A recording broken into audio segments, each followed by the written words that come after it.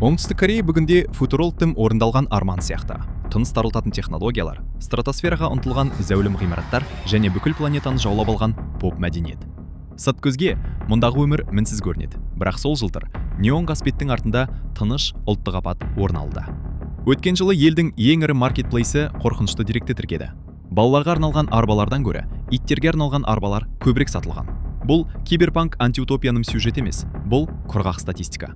Провинциядағы мектептер қаңырап бос қалып, қарттар үйіне айналдырылуда. Аңызға айналған экономикалық ғажайып жасаған ел енді демографиялық өзін-өзі жоюға, суицидке қарай нық қадам басуда.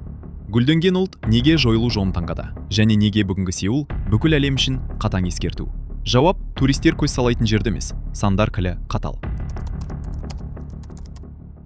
Демографияда алтын қима деген түсінік бар. 2,1 коэффициенті. Халық саны азаймау үшін әйел адам орта есеппен осынша бала тууы керек. Оңтүстік Кореяда бұл көрсеткіш 0,72-ге, ал лық толы Сеулде апатты 0,25-ге дейін құлдырады. Бұл бейбіт уақыт үшін әлемдік антирекорд. Осыдан 15 жыл бұрын Оксфорд профессоры Дэвид Колман ескерткен еді. Корея табиғи жолмен жойылатын алғашқы мемлекет болу қаупінде тұр. Және бұл болжам біздің көз алдымызда орындалуда. Бүгінде Корея экономикасы 36 миллион еңбекке қабілетті азаматқа негізделген. Бұл қуатты қозғалтқыш. Бірақ қазіргі тренд сақталса, 2070 жылға қарай бұл қозғалтқыш тоқтайды. Жұмыс күші 2 есеге азайып, 17 миллионға дейін қысқарады. Зауыттар, кеңселер мен ауруханалар жартылай бос қалады. Бірақ нағыз кереу санда емес, пропорцияда жатыр. Қазір бір зейнектерге 4 жұмысшы келеді. 2070 жылға қарай арақатынас 1-1 болады.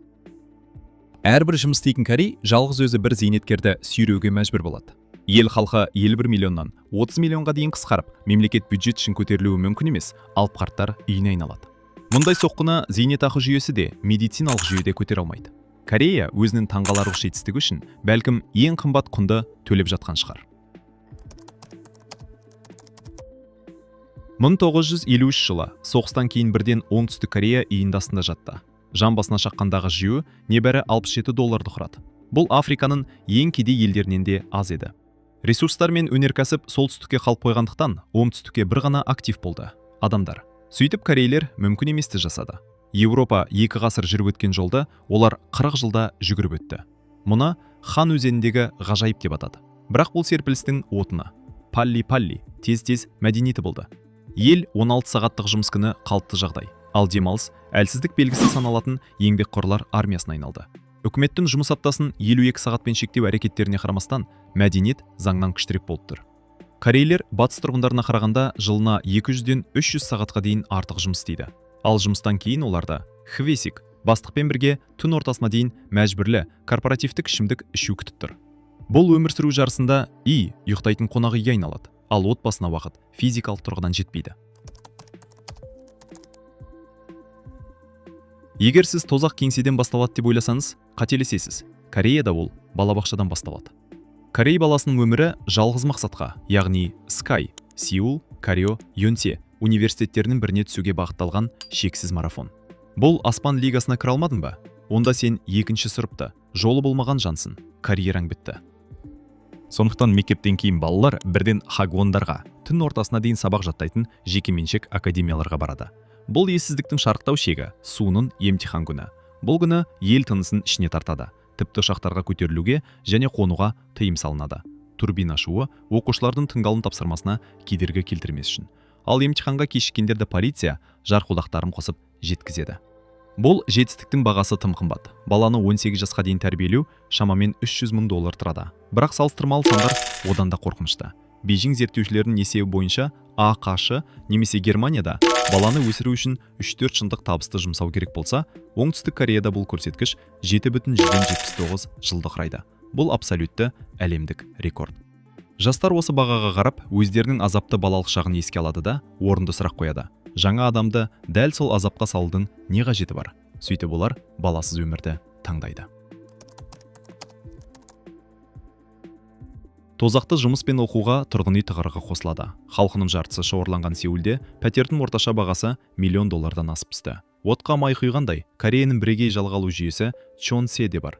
Ай сайынғы төлемнің орнына жалға алушы гигант көлемдегі кепілді тұрғын үй құнының 70%-на дейін енгізеді. Бұрын бұл жүйе жұмыс істейтін, бірақ бүгінде алаяқтық салдарынан күйреуде. Мыңдаған жас жинаған қаражатынан айырылып, далада қалуда. Осылайша сампо ұрпағы дүниеге келді.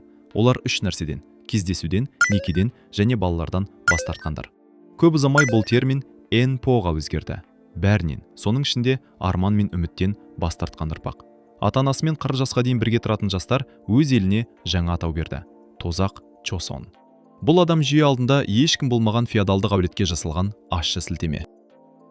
Бірақ экономика апаттың іргетасы ғана. Нағыз өрт жыныстар қарым-қатынасында тұтанып жатыр. Оңтүстік Корея парадокстар елі. Технологиялары 22 ғасырдан, ал менталитеті көп жағдайда 19 ғасырда қалып қойған. Патриархат тірі және өз шарттарын қояды. Күйеуімен тең дәрежеде жұмыс істесе де, әйел барлық тұрмыстық ауыртпалықты өзі көтереді. Мұнда токпак юга, жалғыз өзі тәрбиелеу терміні кең таралған. Корей әйел үшін жүктілік көбіне карьераға шығарылған үкіммен тең. Әйелдер шыдаудан шаршап, радикалды 4Б, 4 жоқ қозғалысымен жауап қатты. Ерлермен жыныстық қатынасқа жоқ, кездесуге жоқ, некеге жоқ, балаларға жоқ. Бұл жай ғана өмір салты емес, бұл саяси бойкот. Жағдайда молка эпидемиясы, дәретханалардағы жасырын камералар және толықтай қауіпсіздік сезінінің жоқтығы ушықтыра түсуде. Жыныстар арасындағы тұңғиық еңсермейтін деңгейге жетті. Ерлер феминизм тым шектен шықты деп айқайласа, әйелдер өздерін естімейтін жүйеге қарсы ереуіл жариялауда. Сеул билігі шарасыз күйде. Әйелдерді бала тууға көндіру мақсатында мемлекет астрономиялық 200 миллиард доллар жұмсады. Бірақ өмір сүруге және ұрпақ жалғастыруға деген құлшынысты сатып алу мүмкін емес. Тіпті Еуропаның құтқарушы шеңбері саналатын миграцияда мұнда жұмыс істемейді. Корея өз проблемасымен тым жабық, тым өркөкірек және тым жалғыз қалып отыр. Бұл бір ғана азиялық елдің дағдарысы емес, бұл бүкіл заманауи капитализмнің краш-тесті. Корея табысқа жету жолындағы осы бір ессіз жарыстың мәресіне бірінші болып жетіп, ол жерден бостықты, қуысты көрді. Олар мінсіз экономикалық машина құрды, бірақ ол машина қазір өз жасаушыларын үгітіп жатыр. Тәртіпке үйренген ұлт ең басты нәрсені жай ғана бақытты болуды үйрене ала ма? Менталитетті өзгерту үшін ұрпақтар қажет. Ал Кореяда кері қайтпас нүктеге дейін небәрі 2 жылдық қалды. Біз Сеулге қарап өзіміздің ықтимал ертеңімізді көреміз. Сізді осындай болашақ қорқыта ма? Әлде планетада халық саны тым көп деп санайсыз ба? Ойларыңызды төмендегі пікірлер бөлімінде күтемін. Келесі шығарылымды өткізіп алмау үшін жазылуды ұмытпаңыз.